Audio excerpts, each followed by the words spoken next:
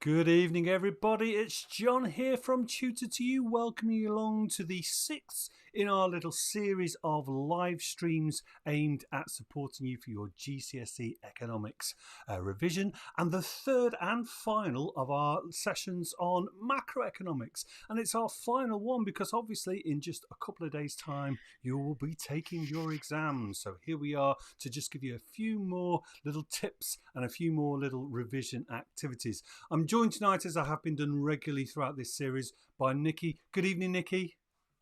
Good evening, everyone. Looking forward to this. Yeah, looking forward to this. Quick reminder to you, if you've not watched one of these before, the PowerPoint presentation that Nikki and I are about to use will be available for you to download as soon as this live stream finishes. This, of course, is being recorded. You may be watching this as a recording. If you are, you, of course, can take as long as you want to over some of the questions that we've got. If you feel as if you know some of the answers and want to participate and add your answers into the chat window, we would love to see that, wouldn't we, Nikki? We'd love to see some responses. We definitely would. We definitely want to see responses. And get your calculators ready. We've got some good stuff tonight. Yes, absolutely. Right, we'll get cracking then, Nikki. Shall we get started? Let's get started. Let's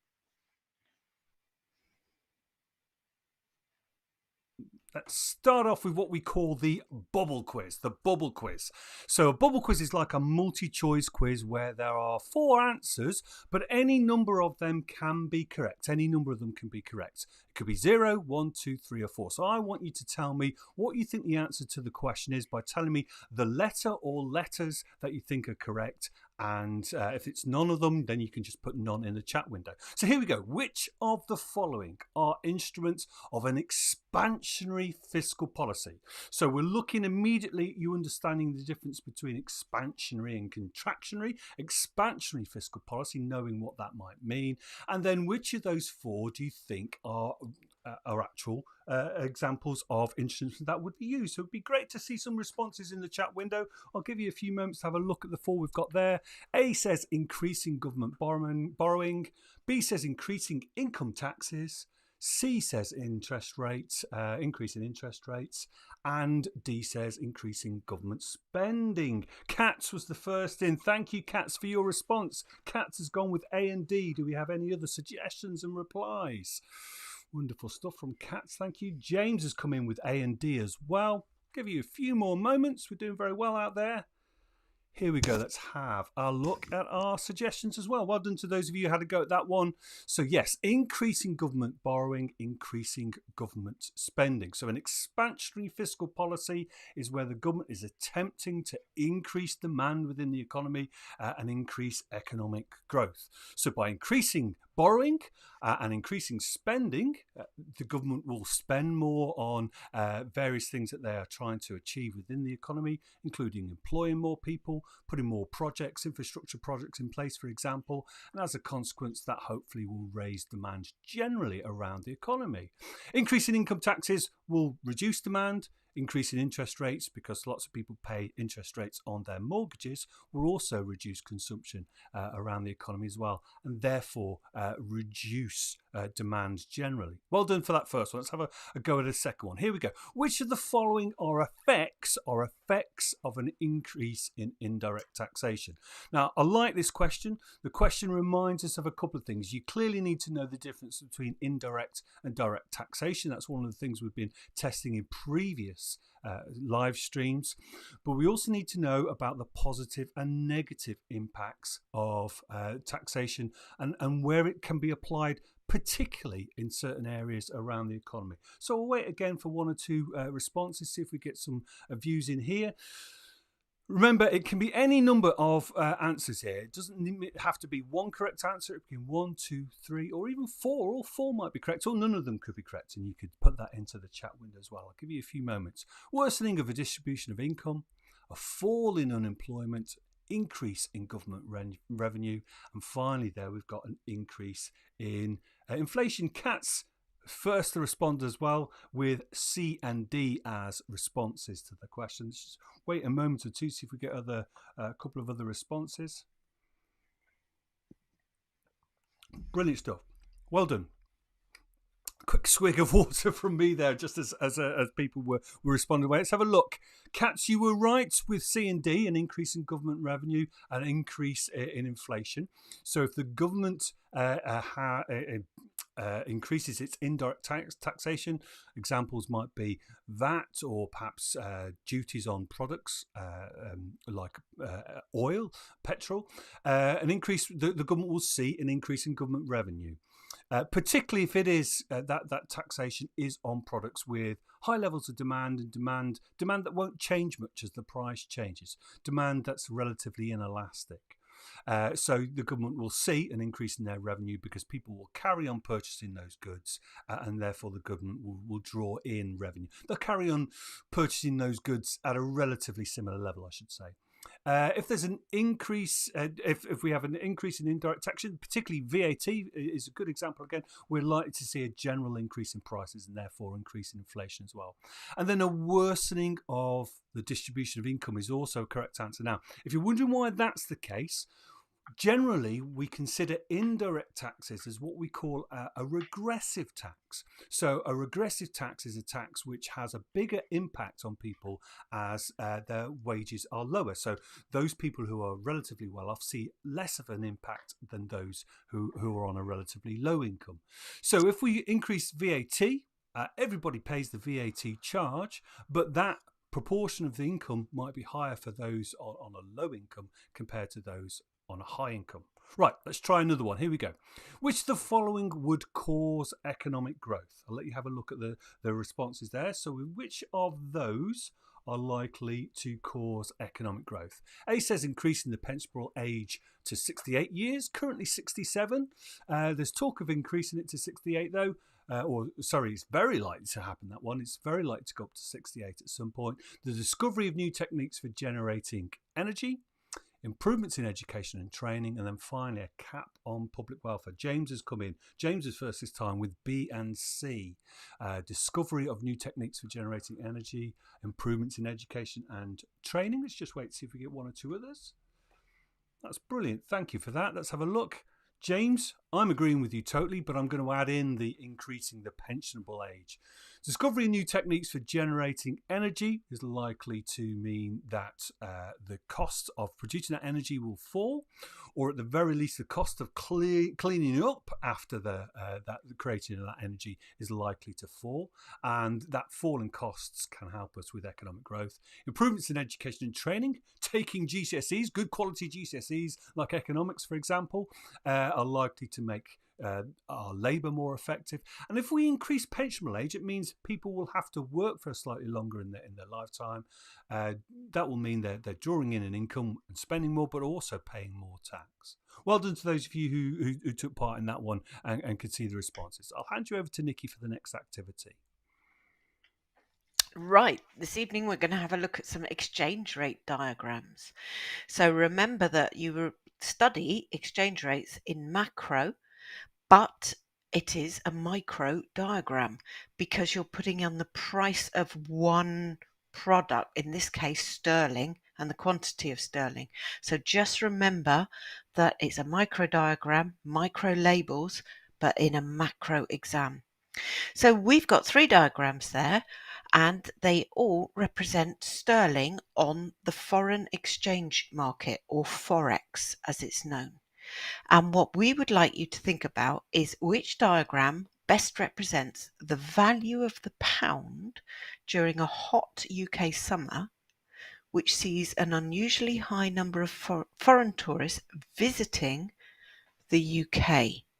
So we want you to have a look at each of those three diagrams and think, well, if foreigners are coming to the UK, they will need to obviously go shopping in the UK. They will need to pay for hotels. What will happen on Forex to sterling?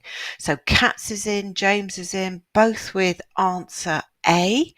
I think you're absolutely spot on. You two are on fire tonight. Okay, we've got answer A. You're absolutely right. The demand for sterling on the foreign exchange market of Forex will rise. So demand will shift right, and that will cause an increase in the exchange rate because more tourists demand sterling. Well done. Brilliant start. We've got another one now. So which of these three diagrams, the diagrams are the same, but let's have a look at the new scenario. A new trade deal is struck with India, who are able to supply raw materials to the UK cheaper than when the UK was in the EU. What will happen to sterling? So what do we think this time? What might be going on this time on Forex? So we're able to buy some cheap raw materials from India. What will happen to pound sterling? Let's have a think about this. We've got the three diagrams that are the same. Little bit of a hint, if we have to buy those raw materials from India, we can't buy them in sterling. Katz has come in with a good answer here. We can't buy them in sterling because the Indian suppliers will want to be paid in their own currency. So we will need to switch. We will need to buy rupees. If we buy rupees, Katz, you're absolutely right. James, you've got it. Fantastic. We will have to supply sterling onto Forex and buy rupees in return. And so that will cause a fall. Oh, this is my fault. I didn't quite spot the ER1 and ER2 needs to be just switched around where it will cause a fall in the exchange rate. Well done, guys. That's fantastic. Let's move on to question number 3. Okay, this is something we were talking about on Monday. So here we have interest rates in the UK are rising. So the Monetary Policy Committee, through monetary policy, has raised interest rates. Now that means foreign investors out there with all that hot money, they've got money that's looking for really, really good rates of interest. They're going, ha, let's send it to the UK. But of course, they can't put it in British-based banks without exchanging it first. So what is going to happen? James says B. Okay, let's have a look. So we've got interest rates rising in the UK. So foreign money wants to come into the UK. So we've got a difference of opinion here. Katz is saying A, James is saying B. If that foreign money wants to come into British banks, it needs to be exchanged into sterling. So that will increase the demand for sterling on Forex. So the answer is indeed A. Well done, Katz. James, if you're not quite sure, just have a stop and have a little think about that just after the video. Don't worry about it. Okay, that's what we're here for. Let's have a look. We have got one more. We said it was going to be tough tonight. The UK suffers a recession which is worse than most of its competitors. What is going to happen on Forex? So, we've got a recession. What is going to happen? I'm just going to give you a moment or two. Which do we think? Is it A, is it B, or is it C? Okay, I'm just going to give you a little bit of a hand here. So what will happen is that, oh, James, you're in. Fantastic. And you got the right answer. Well done. So what will happen is that foreign investors will not want to, Katz, you're right, trust yourself, will not want to invest into the UK. And so the demand for sterling will shift left, causing a fall in the exchange rate. Okay, well done. They were tricky. Back to John. Wonderful stuff. Okay, what we're going to do for the next set of questions then is we're going to just check on some definitions. So definitions are obviously important. You'll be asked to define things, or you might be asked to come up with the correct definition during a multi-choice question and so on. So we will concentrate on that just for the next few minutes or so. What I'm going to do though is I'm deliberately picking on some key phrases that we know regularly get confused by students. So students use one instead of the other. So what I want you to do for the next couple of minutes or so is just have a think about the phrases that are on screen. And what I've done with these phrases, they're there on screen in the purple. So in this case, it's subsidy on a good, tax exemption on a good. And then I've put a definition next to it. And your task is really simple.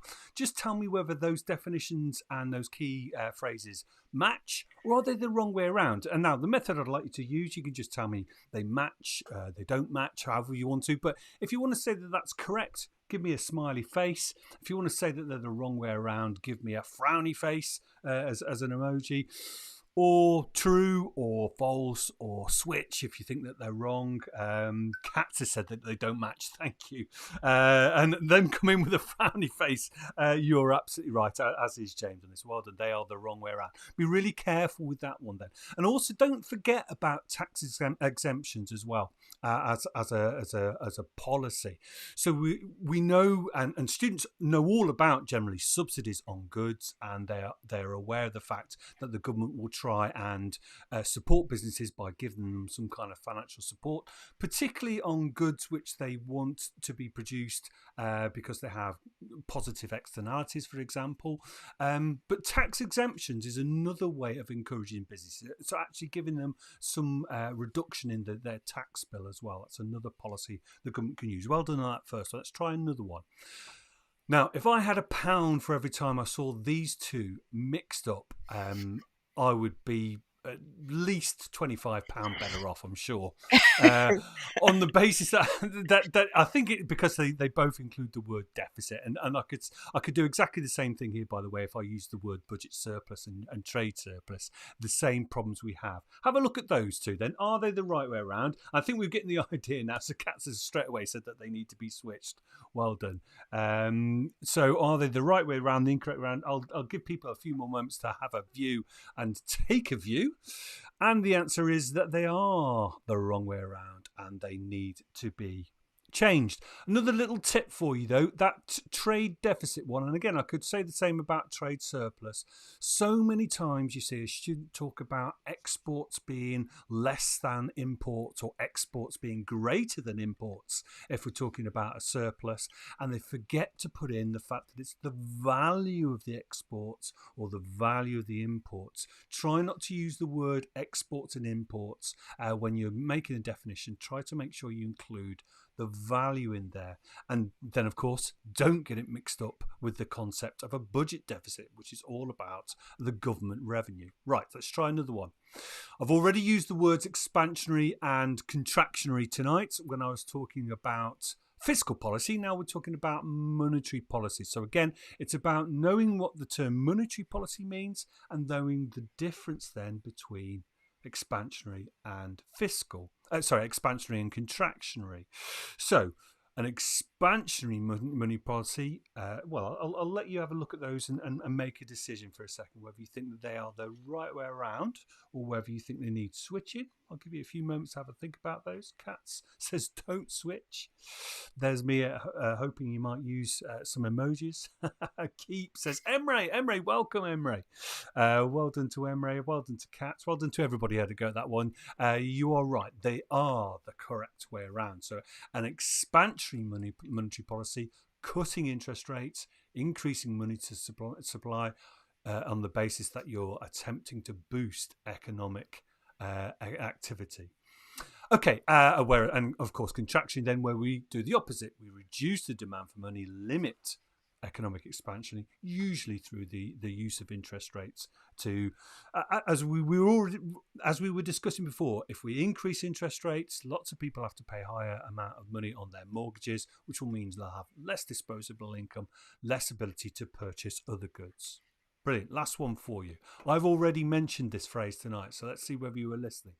Regressive taxes and progressive taxes, are they the correct way around? So what do we think this time? Big smiley face or keep if you think they're correct, big frowny face or switch if you think they're incorrect. Let's have a look to see what's going on in the chat window. Katz is coming with a frowny face. Thank you, Katz. Any other suggestions there?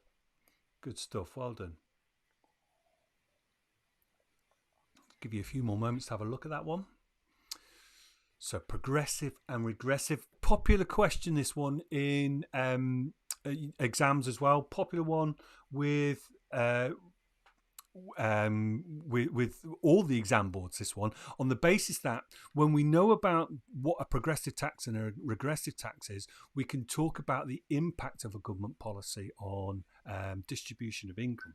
Right, they are, as most of you have identified, incorrect. They're the wrong way around. A progressive tax where the incident tax rises as income rises. So as I become wealthier, I pay a higher proportion of my tax. A regressive tax is where the incidence falls. So in a society where we are trying to equalize incomes a little bit more, we're trying to make them a little bit fairer, we try and have regressive taxes, but we may have progressive taxes to encourage people to work more and earn more. Brilliant stuff. Well done for those of you who took part in that one. Let's move on to the next activity. Right, we got some calculations. We got 2 calculations, and they're not necessarily easy. So I want you to take your time and think about this. This is something you'll need to be able to do ahead of the exam in 2 days' time. So let's have a look and see. We've asked you to calculate the value of the current account balance. Now we've got some items listed there. We're going to set the timer and we're going to give you a whole minute to see if you can come up with. See if you can put a figure in the chat box when you've got there. So let's go, John.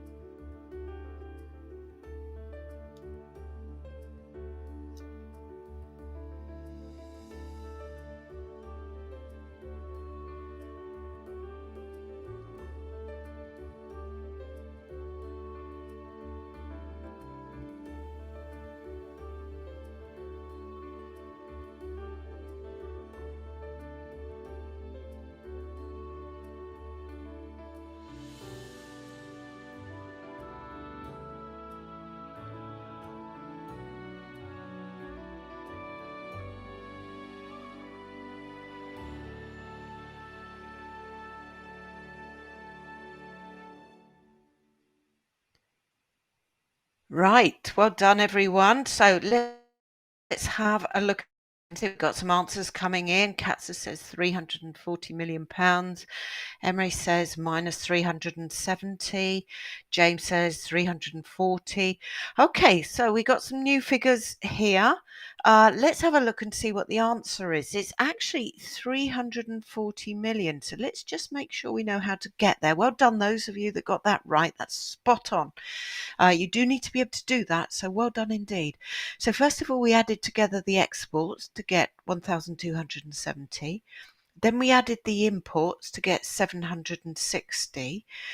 And we took away the imports from the exports to get plus 510.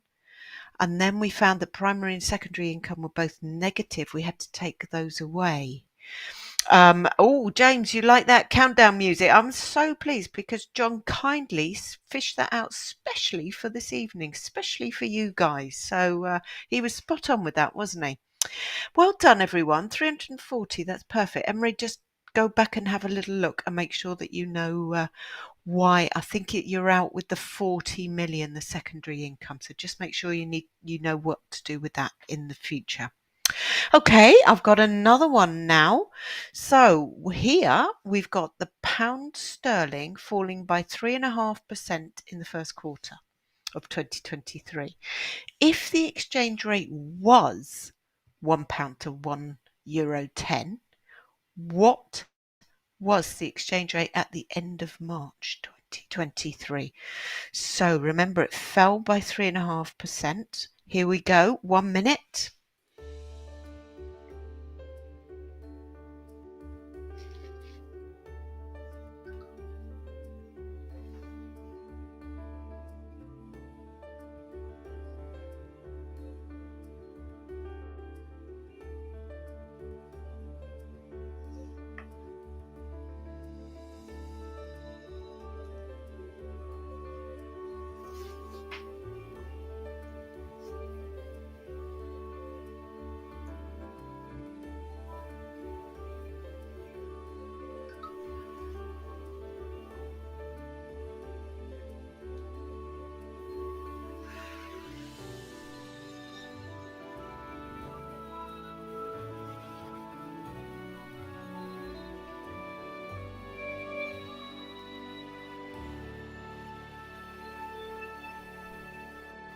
Okay, and the 1 minute comes to a close. So we've got one answer in. Hello, Vivek. Nice to see you. £1 equals 1.06 euros. If that was an exam, remember to put the euro sign in your answer.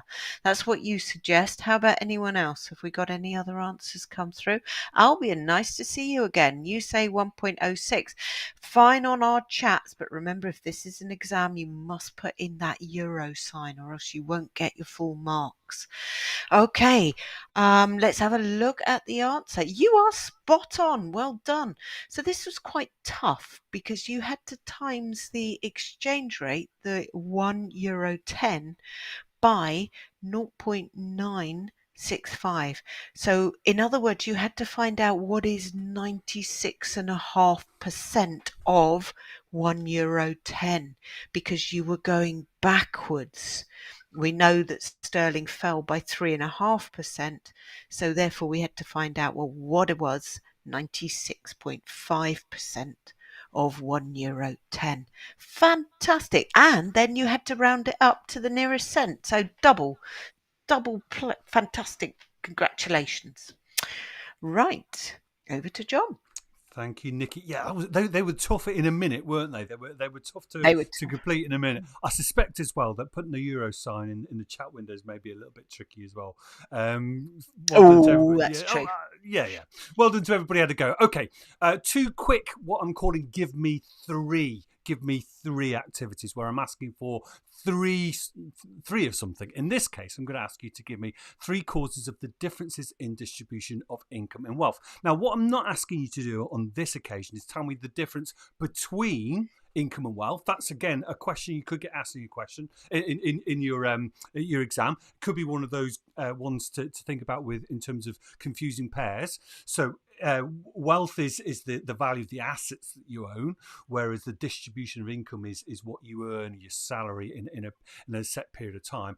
I'm bundling those two together though here. I'm saying, what can you tell me causes the distribution of income and wealth to be relatively causes the differences? What if some people got more than others? That's where I'm going to with this one. I've got a little timer for you here. Let's go for it. We'll start that and see what responses we get.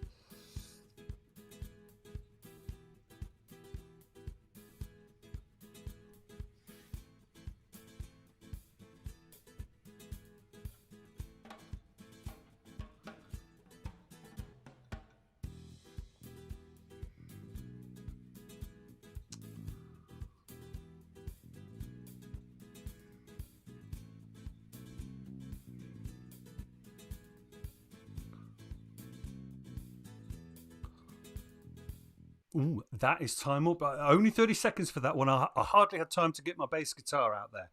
Well done to those of you who have participated. Pooks, wealth being passed down in the families. Good response. Emre, demographics and location can cause different people to have different levels of income and wealth. Well done. Cats, regressive taxes. We've talked about it already tonight. Unearned incomes like rent and shares for James. Indeed, those of you who are able to purchase shares will probably see an increase in your income over those who don't. Albion, the type of jobs and the skills. Well done. And also inheritance and taxes on which could result lead to higher or lower disposable incomes. And Kat's, differences in education. I'm guessing what you mean by that, Kat's, is difference in the quality of education. So that some people might receive a better quality education, which enables them to get jobs with different levels of pay.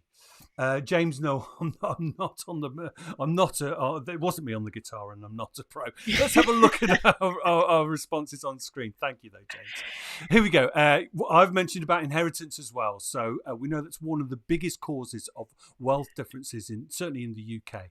And then our wage differentials can be caused, as we were spotting in the chat window, can be caused by a difference in skills and qualifications. So clearly, one of the purposes of taking your GCSEs and then going on to post-16 education and possibly into higher education to get those qualifications which lead to higher paid jobs. And we know there's a clear link between the type of qualification that you have and your relative ability to earn. And then, of course, employment, underemployment, unemployment, those people who are unemployed often will have relatively low incomes. And there's a phrase for you, if you've not used that one before. Underemployment, this idea that somebody may actually be in work, but they're not working to their full capacity. They're not working as many hours as perhaps they want. And we see a lot discussed about the gig economy in the UK, this idea that people are on 0-hour contracts. And so some weeks they're working very, very hard. And then in others, they may not work quite as much. Okay, let's try another one of those. Can you give me 3 causes of a current account deficit, please? Again, 30 seconds. Time for me to get my bongos and bass guitar out. Here we go.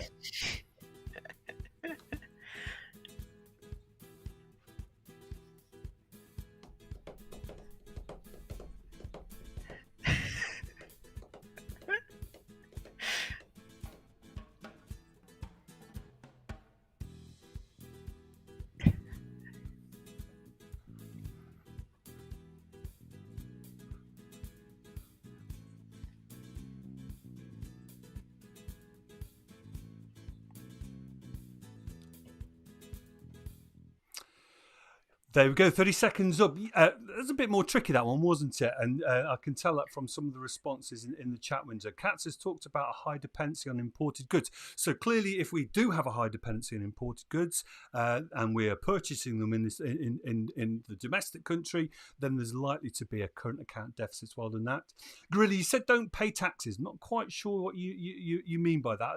Maybe a little bit more explanation required from me there. High consumer spending. Yeah, if our spending is going up, and we know that certainly in the UK, don't we, that as people's incomes increase and we increase our consumption, the likelihood is in the UK that we're going to be consuming more imported goods, and therefore we're more likely to see a growth in our current account deficit. Albion's talked about high inflation. So if the UK has relatively high inflation, that would make our exports relatively more expensive, which means demand for exports would drop, and yes, that can lead to further problems with the current account deficit. We've got strong currency and appreciate, and indeed, thank you, Kat, talking about how a currency and the strength of the currency impacts upon the price of goods coming into the domestic economy compared to those going out. Well done. Right. Emre just said something about seasons. Certainly, there would be different times in the years, Emre. I think you're absolutely right there to point out the fact that we'd be consuming more imports. So let's take food, for example. We're more likely to be purchasing more imported food during our winter months because of the lack of domestic food availability, and that might change a little bit in terms of fresh food as we move into the summer months. Well done. Here we go. Here's our suggestions here. So we've got economic growth leading to higher disposable incomes. I think that's one was mentioned before. We're leading to people having higher demand for foreign goods or services. We know in the UK, for example, there's been a decline in the manufacturing sector. So the UK manufacturing sector, the secondary sector, if you like, is much smaller in the UK than it was, say, at the second half of last century. As a consequence, we are demanding more imported secondary goods such as cars, and then higher inflation compared to competitors. I know, I forget who came up with that one. It's Albion, wasn't it? Well done. Brilliant stuff. Okay, moving on to our next activity then. Over to Nikki for the final one. Right. Well, I'm very appreciative of you setting us up for this on balance, because you've been talking a lot about the current account, about deficits, and also I saw a fantastic comment by, is it KO St J, about a high MPC. So you might need that knowledge in a moment. Okay, so on balance, we want you to give an advantage and a disadvantage of the use of an increase in income tax to combat a current account deficit. So we're really testing you tonight. Do you know the difference between a budget deficit and a current account deficit? This one is about a current account deficit, and we're going to increase income tax to try and counter that current account deficit. So Let's have a look. Now, I think, Nathan, you just popped that answer in on the last one, didn't you? If countries have tariffs in the UK, exports lead to. Let's have a look at Kat's answer. Advantage. People have less disposable income to spend on imports. You are spot on. That's absolutely perfect. That's exactly the reason why a government would undertake this policy. It's called an expenditure reduction policy. Expenditure reduction. They're trying to stop us spending quite so much. And one of the things we spend on is imports because, as KO St. J, I think I'm saying that right, says, is that we have a high marginal propensity to consume. If you don't know what that means, doesn't matter. It's what John said. We love our imports. We absolutely love our imports. So yes, it will work. We have another advantage. So, John, if I can ask you to put the advantages up. And that is, first of all, the one at the bottom, high impact. So that's Kat's answer, fall in disposable income, leading to a fall in the demand for imported goods and services. Now, it also will increase government revenue, which can help to combat a budget deficit, or it will allow the government to spend more on public services. So just be very, very careful, because we're trying to actually solve a current account deficit, but by using an increase in income tax, we can also try and solve a budget deficit. So it's a bit of a double whammy, that one. So let's have a look. Emery's come in with a disadvantage, less incentive to export. Okay, might need a little bit of explanation on why we would have less incentive to export there. Vivek, we could make workers less productive, so less exported products, and thus not help to reduce a deficit, because workers feel, and that's exactly what we've got on the top disadvantage, higher taxes reduces individuals' desire to work and can reduce productivity. Fantastic. Katza says reduction in income tax could not be enough if imported goods are cheap or necessities. Super answer, super answer. We've got a fall in disposable income leads to a fall in consumption. We've worked that out, but with a possible knock-on effect of a recession. And that in turn could cause unemployment. It would be cyclical unemployment if it was in a recession. So we call this expenditure reduction policy a sledgehammer to crack a little nut. We're trying to solve the current account deficit, and then we slam the whole economy, possibly putting it into recession, trying to solve that one macroeconomic objective. So it's not a very good one. It's not usually used, but well done on untangling that. That's fantastic. So let's have a look at exam gold as we wrap up our final session this evening ahead of your exam. So we talked on Monday as well about good evaluation of economic policies. This is really the cream and the cherry on the top. So we need to consider the value of that economic policy and consider those knock-on consequences like we just did. What else might happen as a result of our government policy? In the case of this expenditure reduction policy, then an increase in income tax is very likely to lead to a fall in the demand for foreign goods. Great, that's solving our problem. That's what we wanted it to do, and a fall in the current account deficit. But the knock-on effect might be higher cyclical unemployment, possibly depressed consumption, depressed investment in the economy, causing recession or causing unemployment in much longer term. So do think about those knock-on consequences. Just slow yourself down in the exam and on Friday and just think, oh, is there a knock-on? Because it will be well rewarded by your examiners if you can think of these things and justify it in your answer. Absolutely, fantastic little bit of advice there in terms of evaluation techniques. Listen, thank you so much to everybody who's taken part in the activity tonight. The responses we've been getting have been wonderful. Thank you for that, because we're always waiting to see what you think are the answers to the questions. So I want to give some special mentions to Katz and James, Albion, Emre, Vivek, Pooks, Gorilla, and to Nathan for responding to some of the questions. That was really well received from us. Massive thank you, of course, to Nikki for helping me present tonight. Brilliant stuff. Great responses tonight, Nikki, did you think? There is. There's a quick question from Kat. So I'm Oh. just going to say, wondering if differences in income could be caused by natural disaster that affects some areas but not others. Yes, exactly. Look at Turkey recently in the earthquake. Certainly, Very, yes. very true. Oh, we got another quickie in from Albion just before you go. What do you think? Oh, Albion, nobody knows. Nobody can question spot. We just can't do that. No. And we always worry about giving advice like that, Albion, because it makes students concentrate on one topic more than another, and that would be unfair because we don't know. So it is guesswork, and therefore we don't do it. Apologies, Albion, but thank you for the question. Brilliant stuff, guys. A quick reminder that the PowerPoint presentation we've been using will be available pretty soon after we finish this live stream. Of course, you can watch the whole thing again if you want to. Don't forget that the other sessions that we've been doing are still available for you to watch. They're called replay, so if you want to look at the other two macro ones, do so. That will be valuable to you, I'm sure, if you've not already been involved. If you found tonight useful, please give us a thumbs up on YouTube. That helps get our messages out there. James, no more guitar playing from me, I'm afraid, this side of the summer. Perhaps that'll have to come next academic year.